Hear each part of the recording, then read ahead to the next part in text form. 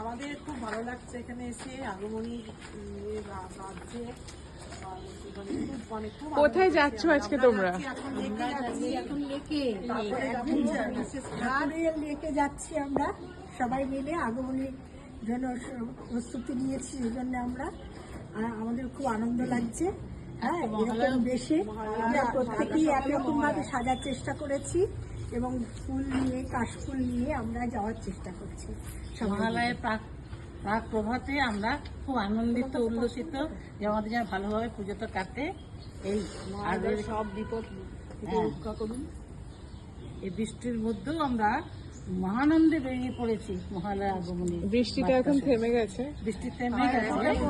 এখন প্রাকৃতিক যে অবস্থা সব দিকেরই, তাই শুধু একটাই কথা, বরিশ ধরা মাঝে শান্তির এগো গাড়ির দিকে সবাই মিলে।